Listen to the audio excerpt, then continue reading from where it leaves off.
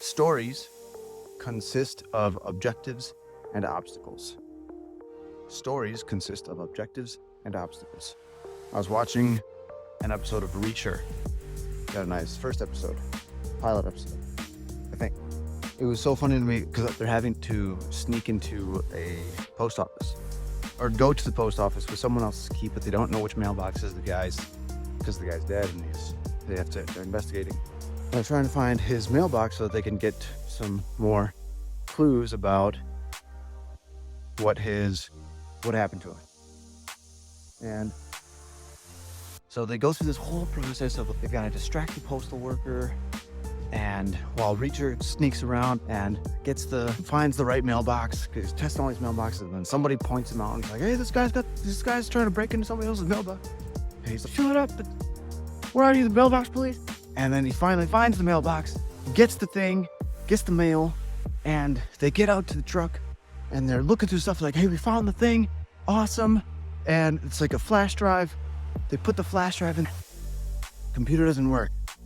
Or it doesn't work, doesn't connect. And they realize immediately, now we have to go get this new thing.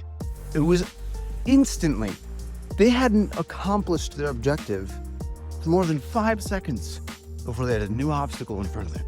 And this is the pattern I've noticed that exists in good gripping storytelling, is that it's constantly problem solving. It's constantly one objective with an obstacle. They overcome that objective, they overcome that obstacle, they accomplish the objective, and immediately there's a new one. It's constant. You get one thing, you overcome the hurdle, but there's another hurdle right there. You got it.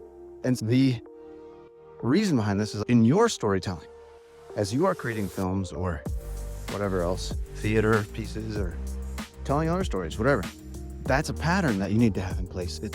There's bunch of patterns. Got like a whole document I'm working on, showing how they all work together to tell one thing.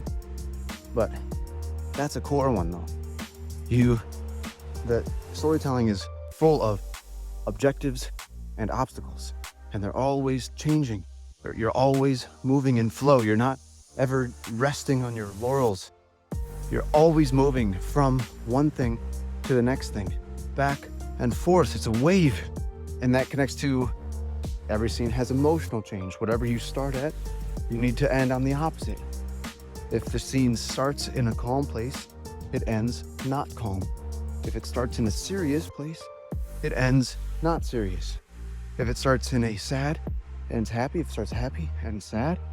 There's this other scene in the show where there was this guy who was coming into the airport, and he was checking into the airport, just being a regular dude, innocent looking guy.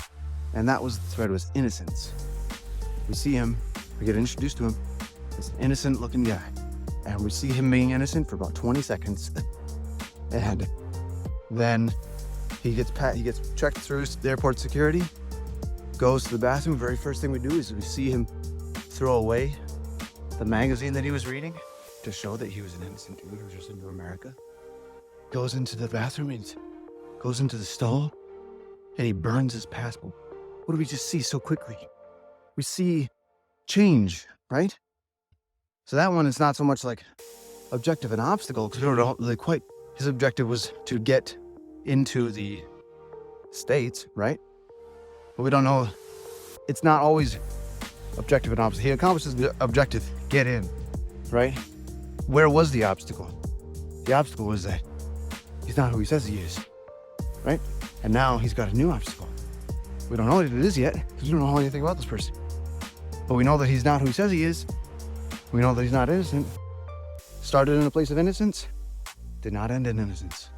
So we were set up to see him as one way, and then what made it interesting was that it did not end in the same way. It did not end on the same note. So in your storytelling, make sure to set up dichotomies like that. Make sure to have it be, if your character accomplishes the objective, immediately have a new obstacle. Immediately. Do not spend any time getting there. Like 5 seconds or less. Like they accomplish the objective, and that brings to light a new obstacle. And whatever the emotional place is, make it be different than when you started. If you start at one spot, if you start innocent and it's not innocent. If you start not innocent and innocent. So it's all about just serving up, letting people know it looks like this, but it's actually not. It looks like this, looks like they accomplished it. It looks like they're good, but actually there's something different to them, right? So how can you make your storytelling more interesting by using that type of structure, that type of dichotomy as you put your scenes together?